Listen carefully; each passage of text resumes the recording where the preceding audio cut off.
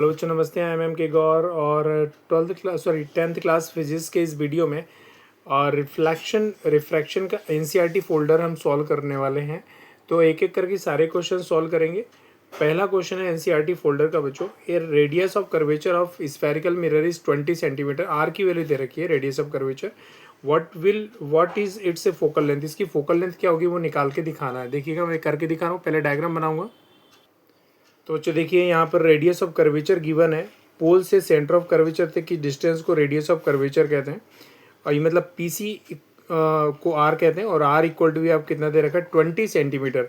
लेकिन प्रॉब्लम ये यहाँ पर ये इस न्यूमेरिकल में कि कॉन्केव और कॉन्वेक्स कुछ नहीं दे रखा है। अगर कॉन्केव मिरर होगा तो आर की वैल्यू नेगेटिव आएगी, क्योंकि मैंने आज साइन कन्वेंशन में बताया था कि रेज अगर इस साइड जाती हैं, डिस्टेंस अपोजिट मेजर कर रहे हो तो इस डिस्टेंस को माइनस में लेंगे।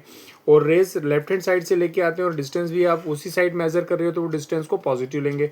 तो यहाँ पर ये जो पोल से सेंटर ऑफ कर्वेचर तक की डिस्टेंस को पॉजिटिव इसीलिए लेंगे क्योंकि रेज हमेशा लेफ्ट हैंड साइड से लेके आते हैं आप, और डिस्टेंस आप अपोजिट मेजर कर रहे हो तो ये माइनस में होगी कॉन्केव के लिए। लेकिन यहाँ पर स्फेरिकल मिरर दिया हुआ है तो कोई सा भी मिरर कंसीडर कर सकते हैं। तो सपोज करते हैं कॉन्केव मिरर है, तो यहाँ पर लिखिए आंसर में focal length radius of curvature दे रखी है आपको। तो यहाँ पर मैं लिख रहा हूँ radius of curvature, radius of curvature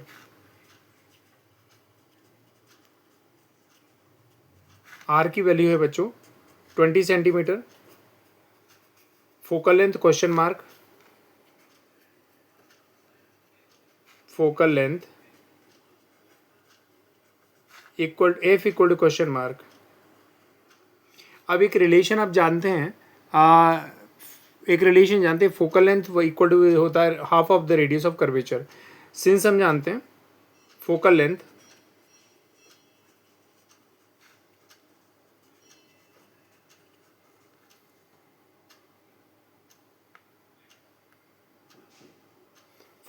equal to radius of curvature by 2, radius of curvature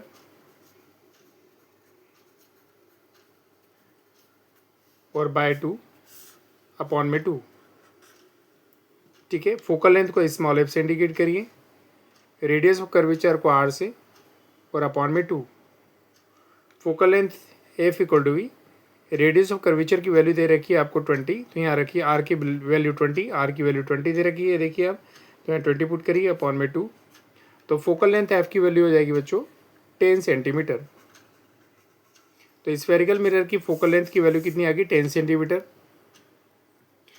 तो देखिएगा यहाँ पर कॉन्केव और कॉन्वेक्स दोनों दिए जा सकते हैं। अगर कॉन्केव दिया जाएगा तो रेडियस ऑफ कर्वेचर की वैल्यू माइनस में लेना है, बता चुका हूँ रीज़न। और अगर कॉन्वेक्स लेंस अगर है तो रेडियस ऑफ कर्वेचर और फोकल लेंथ दोनों पॉजिटिव आएंगी।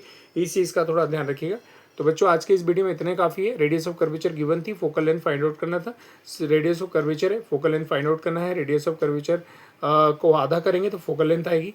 तो रेडियस ऑफ कर्वेचर को आधा किया, 20 को 2 से डिवाइड किया, तो फोकल लेंथ की वैल्यू 10 सेंटीमीटर। तो बच्चों आज के इस वीडियो में इतने काफ़ी। Thank you so much.